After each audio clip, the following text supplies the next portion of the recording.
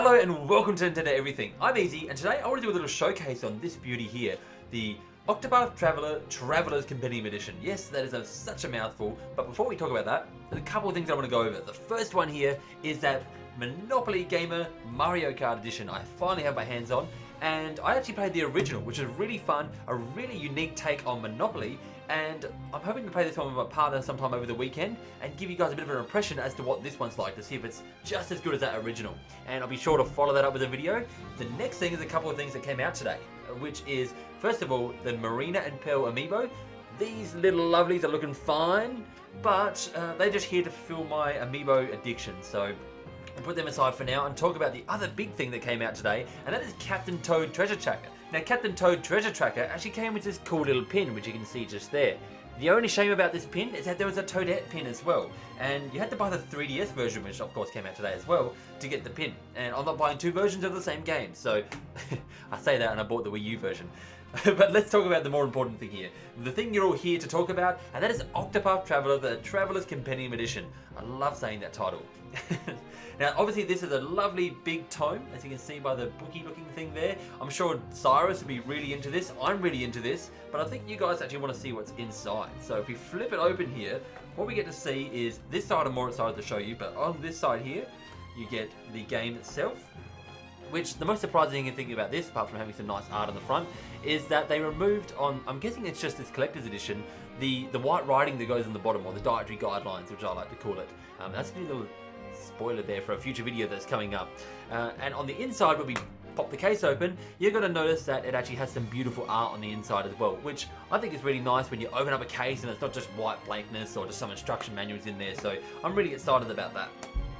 I shouldn't be that excited about the opening a case, but I am.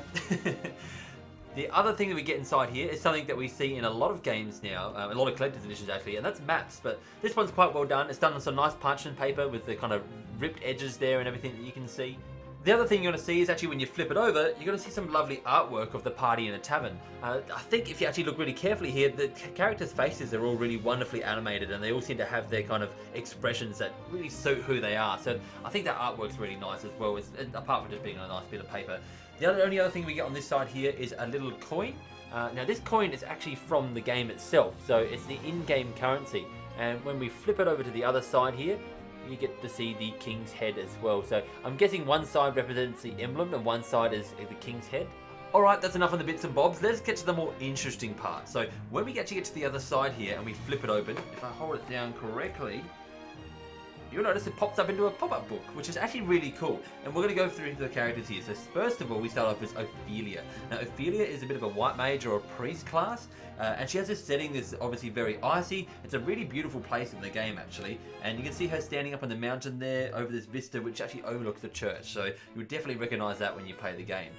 Next up, we move on to our next character here, who is Cyrus. Now, Cyrus is actually a scholar. As you can tell by him reading the tomes here in these archives, Cyrus is obviously really into the books, and so I've booked him a spot in my party.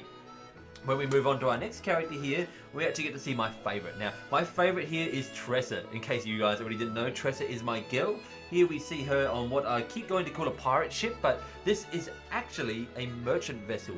You'll discover more of that as you play the game, but she has a really unique character, and I think she just has a nice class and nice characteristics to her, so I think that's why she's my favourite. And plus, just playing as a merchant class in a game, I think that's something really cool and something I really enjoy. Moving on to our next character here, we get to see Oberek. Now, Oberek, again, is one of my favourites, simply because he has my name inside his name, Eric. Oberek, of course, is the warrior class, and you get to see him here fighting, who is, I think, one of the bandits from the game, but we'll get more into that when you actually play the game. Moving on to our next one is one that's actually really kind of hard to fold out because these sides don't like to stay out unless you hold it down, and I really don't want to tear anything. But you get to see Primrose dancing on stage. Now, Primrose's class is actually a dancer, and you can see her showcasing her skills, I guess, on stage here. Moving on to our next one, we actually get to see Alfred. Now, Alfred is standing in the middle of a graveyard. He is an alchemist, and I guess that means he's not doing his job too well. The only other thing about Alfred is that his story is one of the less interesting ones to me, so I haven't really got much else to say about him apart from, like, he seems to be going on his own quest to kind of hone his skills, but that's not all that interesting to me.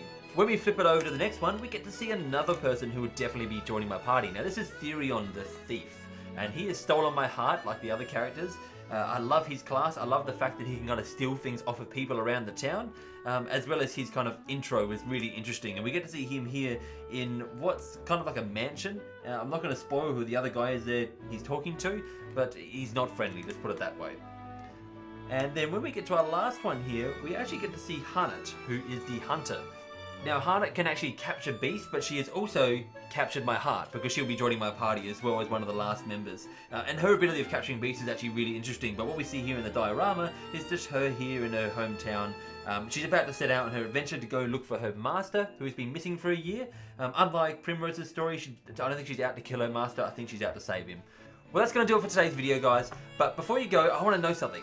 Who are you going to play as your main character? In fact, do me one better. Tell me who your whole party is going to be. I want to know who your main character is and who your 3 party members, 3 if I can count the 3 on one hand here, who you're taking along with you. And if you liked what happened here today, remember there's a like button, there's a subscribe button, you do you, and for everything Nintendo, stay tuned to Nintendo Everything.